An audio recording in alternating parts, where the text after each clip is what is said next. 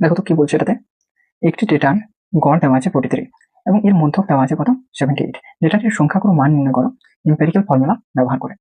তো এখানে গড়, মধ্যক, সংখ্যাগুলো মান এগুলোর সাথে যারা মোটামুটি পরিচিত তারা কিন্তু খুব সহজেই ম্যাথটা করে ফেলতে পারবে। আর যারা পরিচিত নয় তারা কিন্তু যদি আজকে ভিডিওটা মনোযোগ সহকারে দেখো তারা কিন্তু করে ফেলতে পারবে। তো দেখো, গড় বা অ্যাভারেজ, যেটা অ্যাভারেজ সেটার সাথে আমরা কিন্তু প্রত্যেকে পরিচিত আশা করছি, সেটা আর নতুন করে বলতে হবে না। আমরা যেটা সম্পর্কে পরিচিত নই, মধ্যক বা সংখ্যাগুলো মান, এগুলো হয়তো অনেকে আমরা জানি না, তাই তো। মধ্যক যেটা সেটাকে ইংরেজিতে বলা হচ্ছে কি মিডিয়ান। মিডিয়ান, তো মিডিয়ানটা কি জিনিস, এই মিডিয়ান বা মধ্যকটা কি জিনিস? কোনো একটা ডাটা সেট, ধরো আমি একটা ডাটা সেট নিচ্ছি 2, 3, 5, 7, 9, এটা একটা ডাটা সেট, 5টা ডাটা আছে সেরকম একটা সেট। দেখো এই ডাটাটা এরকম, ডাটা সেটটা যেমন এসেন্ডিং অর্ডারে সাজানো আছে, এরকম নাও থাকতে পারে, 5 করে দেওয়া থাকতে পারে। তো আমাদেরকে প্রথমে কি করতে হবে, ডাটাটাকে অ্যাসেন্ডিং অর্ডারে সাজিয়ে নিতে হবে। সাজিয়ে নেওয়ার পর একদম মাঝ বরাবর, দেখো এখানে 5টা আছে, তার মানে এদিক থেকে দুটো এদিক থেকে দুটো নিয়ে নিলে মাঝে যে ডাটাটা পড়ে থাকছে সেটাই হচ্ছে ডাটা সেটের মিডিয়ান বা মধ্যক বা মধ্যিকা। ঠিক আছে, তো আশা করছি বুঝতে পারা গেছে যে মধ্যক কি জিনিস। ঠিক আছে, এরপর আমরা চলে আসবো সংখ্যাগুরু মান। যেটা সংখ্যাগুরু মান বলতে ইংরেজিতে যেটাকে বলা হচ্ছে কি, ইংরেজিতে যেটাকে বলা হচ্ছে মড। ওকে, তো মড কি জিনিস? মড বা সংখ্যাগুরু মান কি জিনিস? কোনো একটা ডাটা সেট, ধরো 2, 3, 5, 2, 7, 2, 5, 2।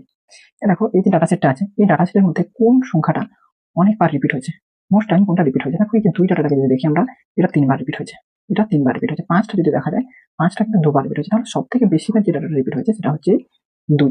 তাহলে এই কমপ্লিট যে ডাটা সেটটা রয়েছে তার মড হয়ে যাবে কিন্তু কি 2।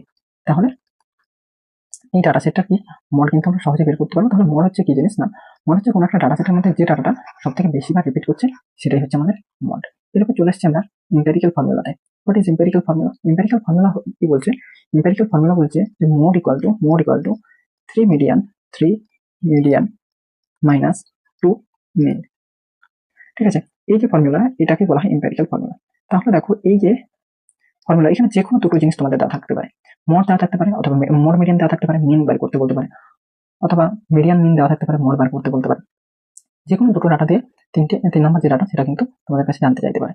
তো দেখো এক্ষেত্রে কি দেওয়া আছে, আমাদের গড় বা মিন দেওয়া আছে, আর কি দেওয়া আছে, মিডিয়ান দেওয়া আছে, মধ্যক। তাহলে এটা যদি পুট করি তাহলে কিন্তু আমাদের মডেল ভ্যালু বেরিয়ে যাবে। তো মড ইকুয়াল টু 3 মিডিয়ান। মানে 3 into 78, 3 into 78 minus 2 mean 2 into 43. Okay, 3 78 210 and 24 234 minus 243 86. Okay, আমরা যদি এটা বিয়োগ করি তাহলে কি হচ্ছে ইউনিট ডিজিট 8, ইউনিট ডিজিট এই একটা অপশনের ইউনিট ডিজিট 8 আছে, তাহলে এটাই আমাদের অ্যান্সার হয়ে যাবে।